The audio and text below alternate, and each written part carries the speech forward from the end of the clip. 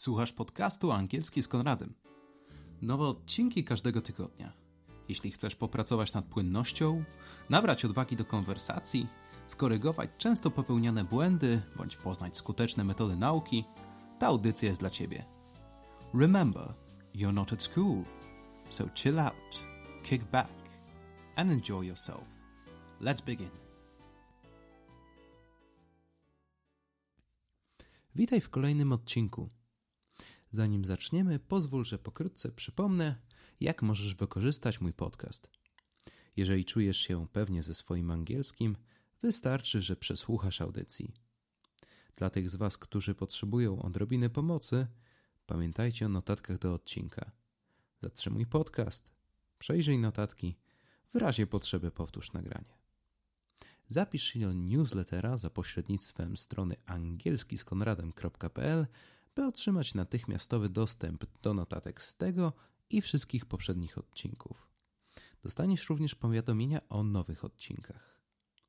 Jeżeli masz pytania, uwagi bądź sugestie, skontaktuj się ze mną za pośrednictwem adresu angielskiskonradem@gmail.com bądź za pośrednictwem fanpage'a Angielski z Konradem na Facebooku. Switching to English. Greetings! Welcome to another episode of the podcast. I'm your humble host, Conrad, and I hope you enjoyed the show today. Let's begin with some vocabulary. Take stock of something. Take stock of something. Take stock of. Ostrożnie ocenić sytuację. Back something up with. Back something up with. Back up with. Podeprzeć tezę na przykład dowodami. A sign off. A sign off. Raport roczny, na przykład budżetowy. Tangible. Tangible. Namacalny. Appraisal. Appraisal. Ocena, na przykład pracownika. For many of us, any conversation with the manager, the boss, the big cheese is an unpleasant experience regardless of the topic. We don't like it for some reason, especially when it comes to talks about money. It's mostly true with us, Poles. We rarely negotiate our wages before the employment. We tend to downplay our professional experience and, in turn, our own worth as a matter of fact. That's the case in no small part due to our fear. We are afraid of being rejected, of being turned down, of hearing the word no. We lack confidence in negotiations because we rarely do it. We neglect it as a skill. In a way, it's natural. You don't haggle at the supermarket, for example. You don't learn it at school. I could count all the situations when I took part in negotiations on my fingers, so there were 10 at most. To be completely honest, there would be less such situations if it wasn't for my fiancée. She pushed me into talking to my boss into giving me a raise. I probably wouldn't have done it if it wasn't for her. The truth is, you will never get what you want unless you ask for it. Today's article comes from an Australian job portal. Don't worry, when it comes to written English, the differences are insignificant. They're nothing you should pay special attention to. It's called Do's and Don'ts of Asking for a Pay Rise. Do's are things you should do in a particular situation. Don'ts are the opposite. Things you shouldn't do in a particular situation. You will find the link to the article in your notes, so be sure to check it out. Let's begin with do's. First do. Ask your boss to arrange a meeting at a convenient time. The reality of being a boss is very different than the one painted by the popular culture. Your boss probably doesn't spend all his days on smoking cigars in his cowboy boots on a mahogany desk in his office or playing golf or some other rich man's sport. The reality of running a business is nothing like that. From what I have seen, working yourself to the bone is a more suitable image. With that being the case, your boss's schedule is probably very tight. He may not have the time nor the inclination to talk with you at a moment's notice. However, fitting you in is a perfectly reasonable request. Moreover, being mindful of your boss's tight schedule speaks volumes about your professionalism. It's well-mannered. Most of all, it shows respect. A reasonable employer will never refuse to speak with any employee, as long as the time is right. Okay, do number 2. Be smart about when. Do you know what the worst time was to ask your parents for any money? That's right, when they count their income tax. Timing is everything. What I mean by that is to plan the meeting on a strategic date. According to the article, the best time to schedule a meeting is when you are about to start another year of employment in the company. They use a term, an anniversary of employment service, meaning just that. You begin another full year of work for a particular company. Maybe you have annual reviews at your work. If things are looking up for you, wait for the time after your review. This way you get another proof of your merit. Do number 3. Do your research.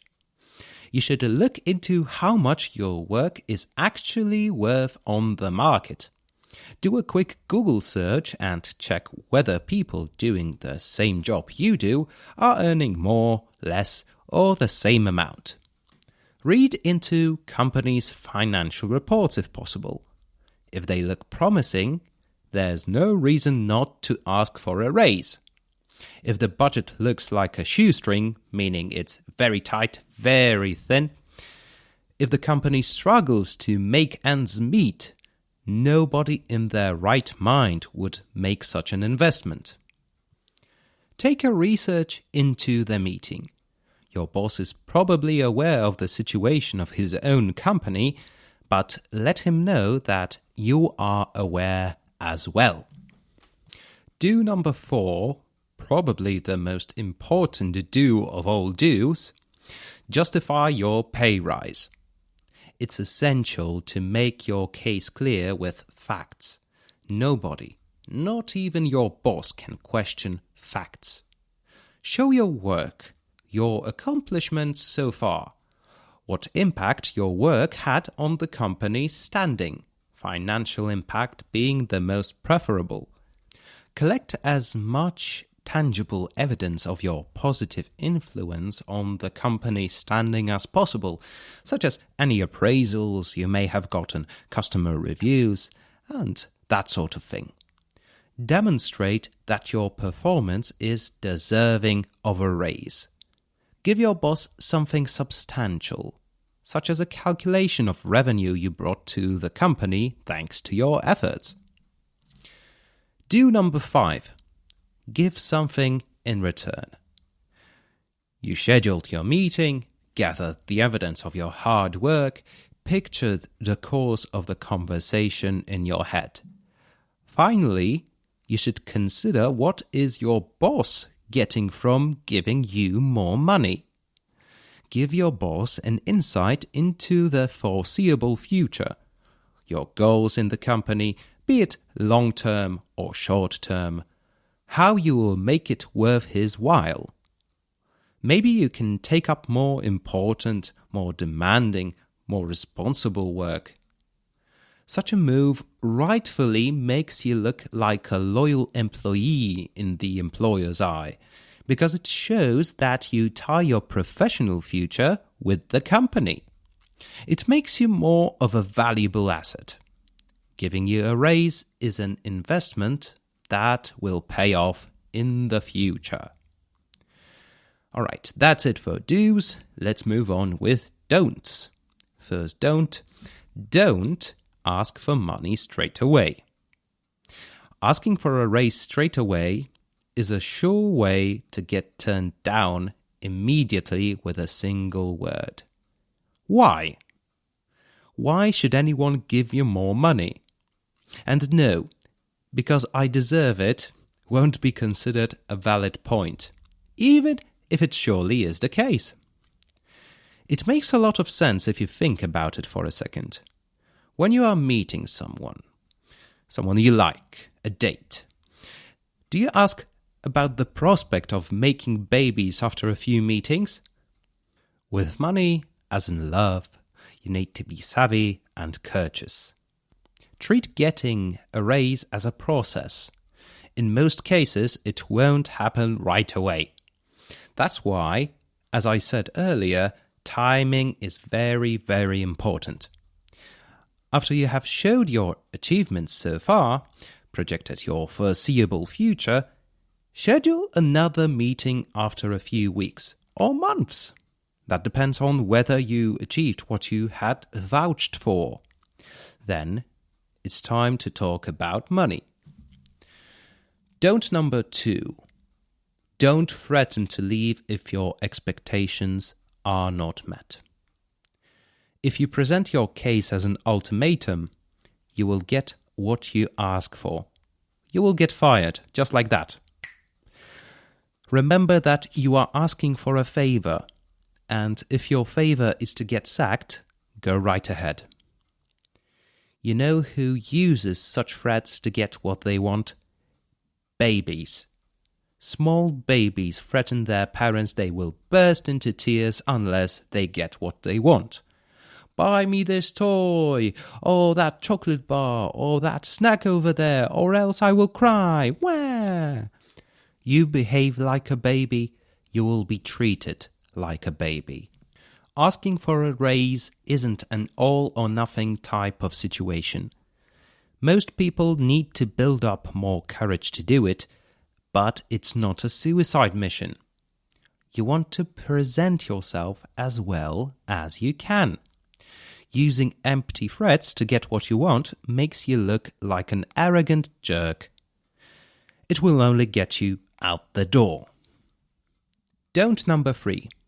Don't get too emotional. Some would say that's a definite do. To some extent, it worked for me. I told my boss that we are expecting a baby, and that was a fact, so I naturally needed to earn a little bit more. Your case may vary. It just so happens that, apart from being a stand-up kind of guy, my boss is also a family man. And again, I made it worth his while by taking more learners under my wing. In most cases, however, it is advised to leave your personal life out of the conversation about your professional situation. It's very healthy to make such a divide. You shouldn't mix business with private matters. Don't cry, don't get angry, don't get defensive. Your demeanor is as important as any evidence of outstanding performance. Don't number 4. Don't ask for something you didn't earn. Be considerate about the volume of your raise. Too high of a number will get turned down immediately. Some may say to make it a little bit higher than your expectations in order to get what you want during the negotiation part. Let's say you want a 10% increase in your salary, but you ask for 20% and work your way down to the desired amount. Don't play mind games and be upfront about the level of pay rise you would be satisfied with. Do you really think your boss has never had a conversation about money with an employee? They have more tricks in their book than you do. Finally, don't take your boss for a fool. If you were lazy, if you slacked off at work, if you spent your working hours glued to Farmville instead of doing what you were supposed to, you simply don't deserve a single penny more than you get. Be honest with yourself before you consider taking any steps towards asking for a raise.